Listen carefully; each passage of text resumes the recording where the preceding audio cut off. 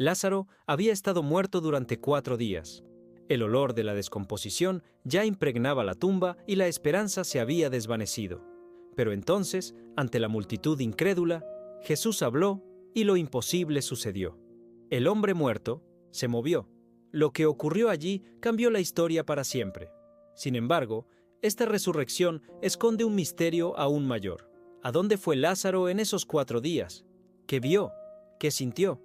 ¿Y por qué la Biblia guarda silencio sobre esto? Quédate hasta el final y descubre la verdad oculta detrás del milagro más impresionante de Jesús. La resurrección de Lázaro fue uno de los mayores milagros de Jesús. El hombre que había estado muerto durante 4 días y volvió a la vida fue un testimonio impresionante del poder de Dios y un hito en el ministerio de Cristo.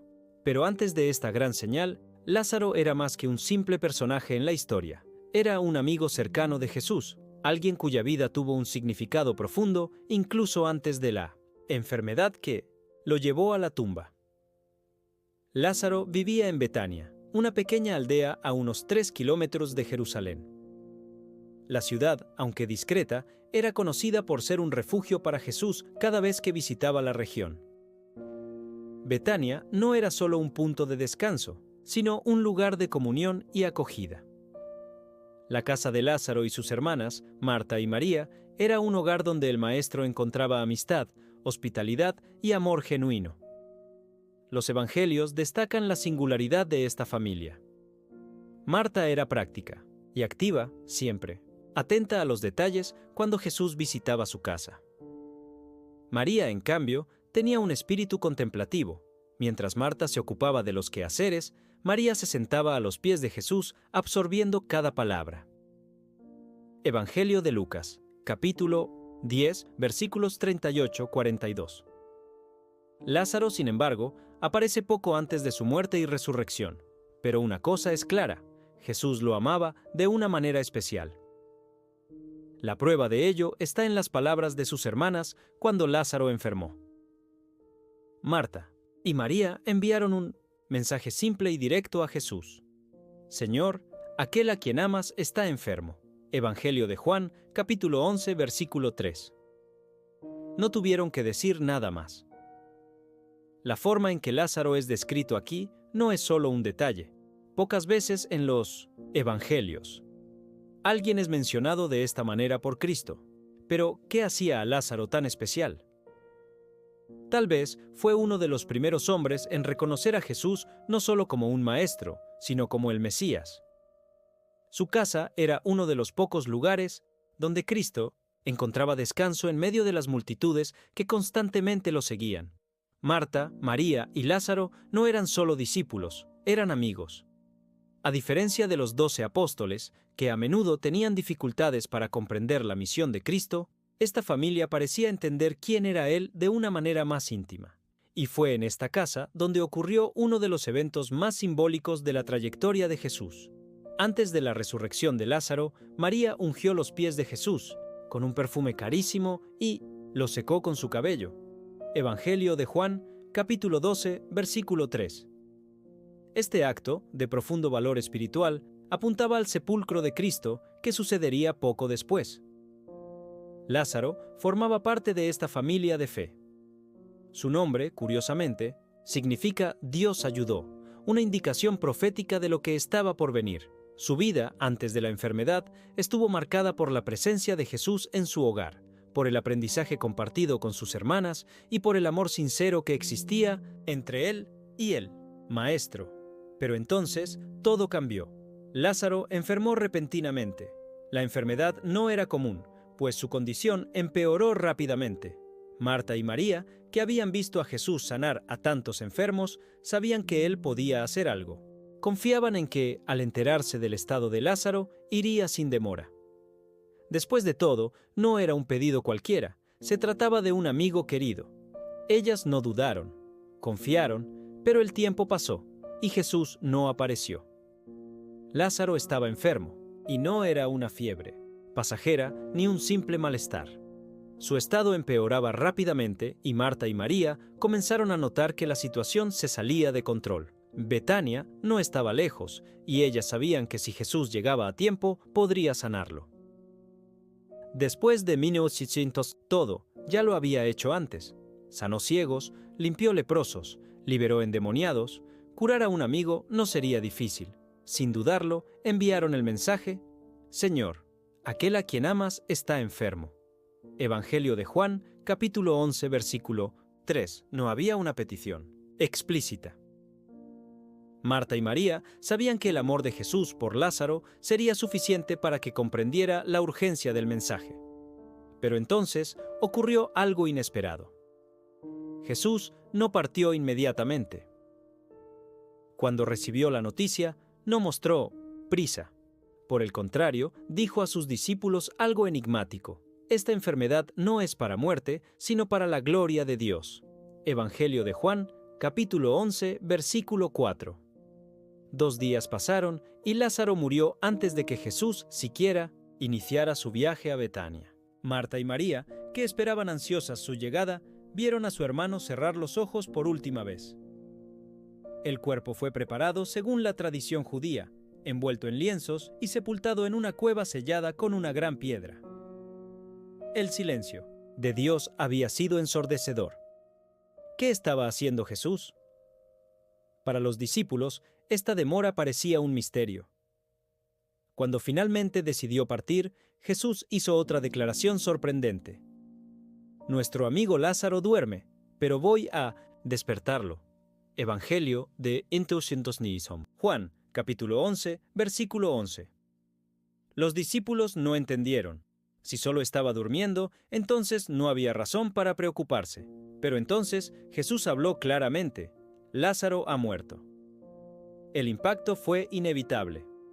Pero una vez más, Jesús añadió algo que desafiaba la comprensión humana.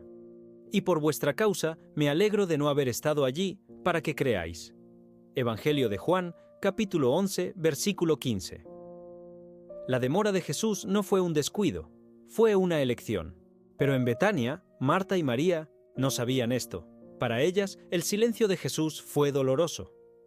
Cuando finalmente sepultaron a Lázaro, sus corazones estaban llenos de preguntas sin respuesta. ¿Dónde estaba el maestro? ¿Por qué no vino? ¿Por qué no sanó a su amigo? Mientras tanto, Jesús caminaba hacia un milagro que lo cambiaría todo. El silencio puede ser más pesado que la muerte. El tiempo avanzaba en Betania, pero las respuestas no llegaban. Marta y María observaban el horizonte, esperando un milagro que nunca llegó. El cuerpo de Lázaro ya no sostenía la vida. Sus ojos, que un día brillaron al escuchar las enseñanzas de Jesús, ahora estaban cerrados para siempre. Su pecho ya no respiraba. Sus manos ya no tocaban. Sus labios nunca más pronunciarían palabras. Lázaro estaba muerto. Los preparativos para el entierro fueron rápidos. Era necesario actuar antes de que la descomposición comenzara a manifestarse de forma irreversible. En un clima cálido como el de Judea, la carne del difunto se deterioraba rápidamente. No había tiempo que perder. El cuerpo fue lavado, ungido con aceites aromáticos y envuelto en tiras de lino, según la costumbre. Marta y María estaban devastadas. Mientras los sirvientes terminaban los ritos funerarios, amigos y vecinos comenzaron a llegar. El luto era una parte esencial de la cultura judía, y la casa se llenó de llantos y lamentos. Algunos venían de Jerusalén para llorar con ellas, otros solo observaban con pesar. Pero también había quienes murmuraban entre sí: si Jesús realmente lo amaba, ¿por qué no vino? Si sanó a tantos, ¿por qué dejó morir a su amigo? Otros solo miraban con pesar, pero también había quienes murmuraban entre sí: si Jesús realmente lo amaba, ¿por qué no vino? Si sanó a tantos, ¿por qué dejó morir a su amigo? El cuerpo de Lázaro fue llevado hasta la entrada de la tumba, una cueva excavada en la roca como era común entre familias de buena condición económica. Dentro había un lecho esculpido en la piedra, donde el cuerpo fue cuidadosamente depositado. Luego, una gran piedra fue rodada para sellar la entrada. La cueva quedó en completa oscuridad. La tumba ahora era el hogar de Lázaro. Era el final. El primer día pasó y las visitas continuaron. El silencio de Jesús era ensordecedor. El segundo día trajo consigo el vacío y una sensación de abandono. En el tercer día ya no quedaba nada más que la aceptación de la pérdida. Pero fue en el cuarto día cuando la última gota de esperanza murió. La tradición judía decía que el espíritu del difunto permanecía cerca del cuerpo hasta por 3 días. Después de eso, la muerte era considerada irreversible. El cuerpo de Lázaro ya estaba en descomposición y el olor era insoportable.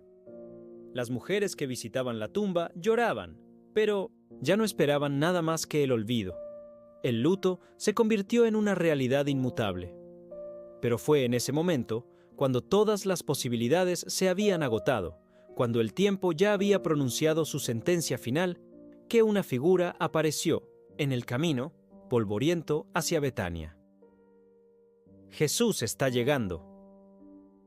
El encuentro de Jesús con el dolor de la humanidad. Cuando todo parecía perdido, Jesús finalmente llegó. El camino a Betania era estrecho y seco, serpenteando entre las colinas de Judea. El polvo se levantaba bajo los pasos del Maestro y sus discípulos. Él estaba regresando cerca de Jerusalén, a un territorio peligroso donde los fariseos ya conspiraban contra su vida. Pero había algo más urgente que su propia seguridad. La tumba de un amigo. La noticia de su llegada se esparció rápidamente. Marta, al escuchar que Jesús estaba cerca de la aldea, no esperó a que llegara a su casa. Se levantó de inmediato y corrió a su encuentro. Su corazón estaba lleno de emociones contradictorias: dolor, tristeza, esperanza, frustración, y cuando finalmente estuvo frente a él, las palabras escaparon de sus labios como un lamento contenido. Señor, si hubieras estado aquí, mi hermano no habría muerto. Evangelio de Juan, capítulo 11, versículo 21. No, era una acusación, era un llanto de dolor.